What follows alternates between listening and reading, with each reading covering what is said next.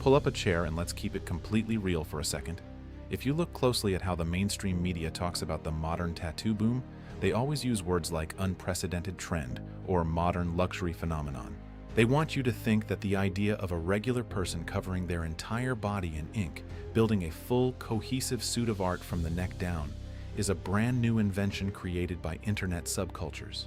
But if you walk onto the floor of a truly traditional studio and start looking through the vintage photos and original notebooks from over a century ago, you find a reality that completely shatters that clean corporate narrative.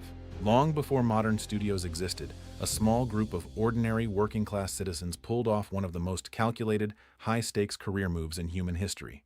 They used the tattoo machine as a literal ticket out of poverty. This isn't the clean version of the story you find in art history textbooks. This is the raw, grit-on-the-floor reality of the 19th century tattooed attractions, the people who turned their bodies into living spectacles. To understand how a full-body tattoo could become a gold mine in the late 1800s, you have to look at the brutal economic reality for an ordinary person living during that era. If you were a regular laborer, a sailor, or a woman trying to find a way to support yourself, your options were bleak. You were looking at 12-hour days in absolute filth for wages that barely kept a roof over your head. The system was rigged to keep regular people at the very bottom of the ladder, treating them as disposable cogs in a massive industrial machine. You had no safety net and no control over your own time. And that is exactly when a few brilliant outlaws looked at the growing public curiosity for the strange and realized that the wealthy Victorian era was deeply obsessed with anything that felt exotic or mysterious. The upper classes would willingly spend a week's worth of factory wages just to step inside a curtained tent and catch a glimpse of a world they didn't understand. But you couldn't just walk out onto a stage and show off a collection of traditional maritime anchors. The audience didn't care about a regular worker. They wanted a spectacle. They wanted a story of absolute survival. And that brings us to the birth of the great skin-deep illusions. The absolute pinnacle of this era was a man named Captain George Costentenus. In the late 1870s, he burst onto the global stage, claiming to be an Albanian prince. He told packed audiences that as a punishment for rebellion, he was tied to a chair for months, while specialized executioners forcibly carved over 300 separate designs into every single square inch of his frame. The story was wild, violent, and completely intoxicating. He became an international superstar, earning thousands of dollars a week and dining with royalty, a life an ordinary factory worker couldn't even dream of. But if you strip away the theatrical showmanship and look at the actual forensic reality of his skin, the truth was far more calculated. Costentenus wasn't a prince. He was a highly intelligent, regular merchant sailor. He realized that his body was the only asset he truly owned, and he made a deliberate, business-minded choice to cover his frame in high-quality markings. He spent his savings to hire master craftsmen for a flawless suit. The entire torture story was a beautifully executed marketing hoax designed to give the polite public an acceptable excuse to stare at a heavily modified human being. He didn't lose his freedom, he bought it. This exact same high-stakes survival strategy was quickly adopted by women trying to escape the rigid limitations of the era. Take Nora Hildebrandt, who became the first professional tattooed woman in the 1880s. Her promotional pamphlets claimed she had been captured by a legendary Western outlaw who forced an indigenous tribe to ink her entire body from the neck down against her will. The public was completely fascinated, but behind the curtain, the real story was a masterclass in personal sovereignty. Nora hadn't been captured. She had spent months sitting in a quiet back room, willingly enduring the needle of a pioneer named Martin Hildebrandt. In a time when women were legally and financially dependent, unable to own property, Nora used her own flesh to build a multi-state entertainment business. She traveled on her own terms and earned her own income. This dynamic created an incredible, underground economy centered entirely around the street shops of early port cities like New York, London, and Berlin. Tattooing was completely unregulated, hidden in back rooms. The early pioneers of the electric machine, names like Samuel O'Reilly and Lou Alberts, became the quiet architects of this economic revolution.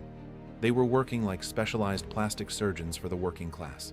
A young man or woman would invest every cent they had into a full suit of ink, knowing that the second the last line healed, they could walk away from grueling labor forever and step into a life of independence. But the most fascinating part of this entire history is how it completely rewired the psychology of the modern collector. When you look at these old-school attractions, you realize they were practicing the ultimate form of self-ownership. The system told them their bodies belonged to the factories. By choosing to endure hours of physical intensity and permanently alter their appearance, they were saying, "My frame does not belong to your rules. I am the creator of my own identity."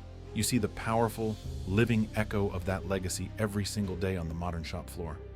Think about the intense, deeply personal transformation when a client commits to a massive, long-term project like a full back piece.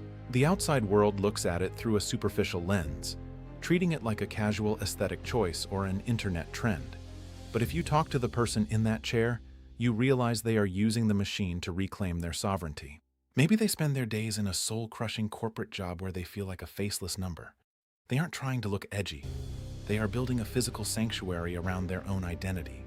By driving those bold outlines into their skin, they are pulling off their own personal rebellion. They are saying, "You can dictate my hours, but you cannot touch the boundary I just carved around my own soul." This unvarnished reality is why a lazy, formulaic approach always feels so hollow. When someone picks a generic design because it's a high-traction trend, they are treating a tool for freedom like a cheap, disposable sticker. And that is why they wake up months later with regret. It's because their subconscious knows they didn't use the canvas to claim their independence. They just used it to copy someone else's script.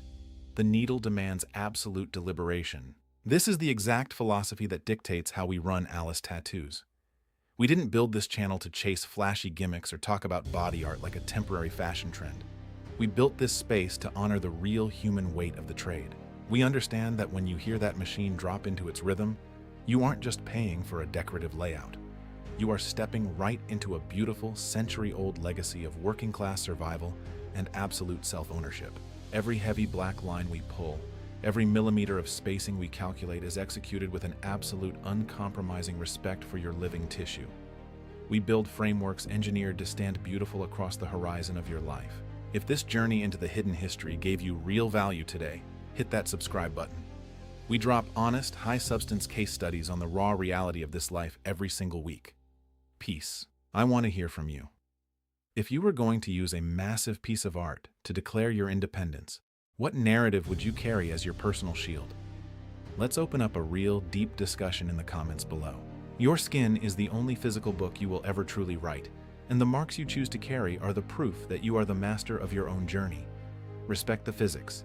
Respect the history. Respect the craft. I'll catch you on the next deep dive.